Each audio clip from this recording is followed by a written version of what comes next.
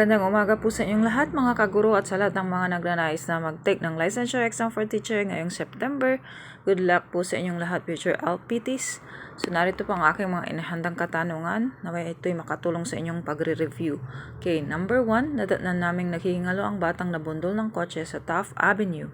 A. Agaw buhay. B. Buntong hininga. C. Balat sibuyas. D. Kuskus balungos. So ang tamang sagot ay letter A. Agaw buhay. Okay, dumako tayo sa pangalawang katanungan. Mag-ingat sa mga taong iyong pinagkakatiwalaan. Ang iba sa kanila ay nagbabait-baitan lamang. So, ang ibig sabihin ng nagbabait-baitan ay A. Nagbubuhat ng sariling bangko. B. Bantay sa lakay. C. Balat sibuyas. D. Butot balat. Okay, so ang tamang sagot ay letter B. Bantay sa lakay. Okay, dumako tayo sa ikatlong katanungan. Walang pakundangan ang pagpatay ng mga tulisan sa mga taong bayan. A. Nagdilim ang paningin. B. Matigas ang buto. C. Halang ang kaluluwa. D. Makalaglag matching. So, ang tamang sagot ay letter C. Halang ang kaluluwa. Pang-apat na bilang, tampalasan ng taong nagnakaw ng kanyang pera. A. Magdilang anghel. B. Nagdilang demonyo. C. Maitim ang budhi. D. Hampas lupa. So, ang ibig sabihin ng tampalasan ay maitim ang budhi. Letter C. Okay, ikalimang bilang, hindi mabuti ang pagkakalat ng chismis sa ating komunidad. So, ang ibig sabihin ng chismis ay A. Kaututang dila. B. Maanghang ang dila. C. Kuskus balungos. D. Daga sa dibdib.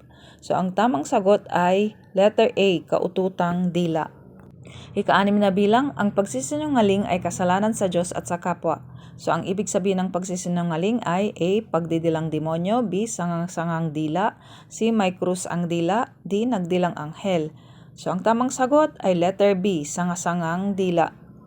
Okay, dumako tayo sa ikapitong bilang. Walang magandang dilag ang nakalusot sa paningin ni Manuel. A. Tatlo ang mata. B. Namuti ang mata. C. Matulis ang mata. Letter D. Matalas ang mata. So, ang tamang sagot ay letter D. Matalas ang mata. Ikawalong bilang, ang taong batugan ang kadalasang walang trabaho. Huwag natin silang tularan. So, ang ibig sabihin ng walang trabaho ay A. Makitid ang utak. B. Nagpupusa. C. Tamad. D. Nagbibilang ng poste. So, ang tamang sagot ay letter D. Nagbibilang ng poste. Ikasyam, pilit na sabay niligawan ni Marco sina Aida at Fe. Siya ay isang salawahan. So, ang ibig sabihin ng salawahan ay A. Nanininggalang pugad. B. Namamangkas sa dalawang ilog. C. Nagmumurang kamatis. D. Sampid bakod. So, ang tamang sagot ay letter B. Namamangkas sa dalawang ilog. Dumako tayo sa ikasampung bilang. Hindi makabuo ng isang matibay na paniniwala si Jane. Pabago-bago lagi ang kanyang pananaw. A. Talusaling. B. Takip silim. C. Talusira. D. Tawang aso. So, ang tamang sagot ay letter C. Talusira. Kalabing isang bilang, bakit ka tawa patlang tawa?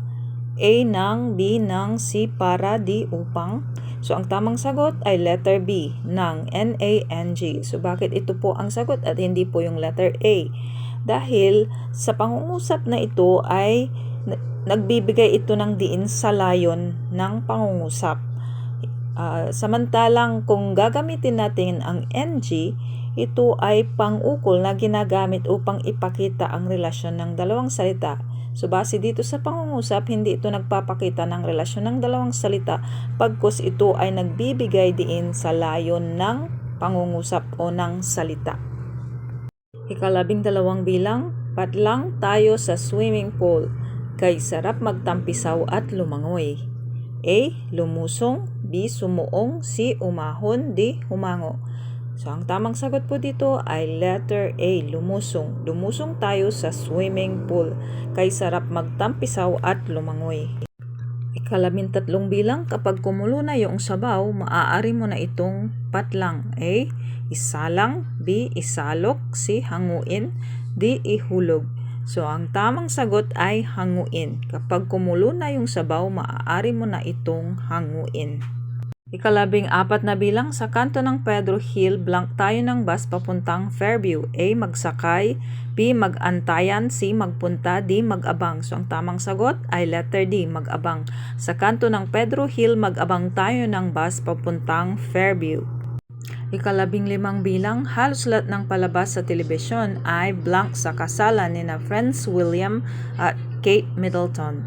A. Tungkol, B. Ukol, C. Para, D. Upang. So, ang tamang sagot ay letter A. Tungkol. Halos lahat ng palabas sa telebisyon ay tungkol sa kasalan ni na Prince William at Kate Middleton. There's not much to do when all I can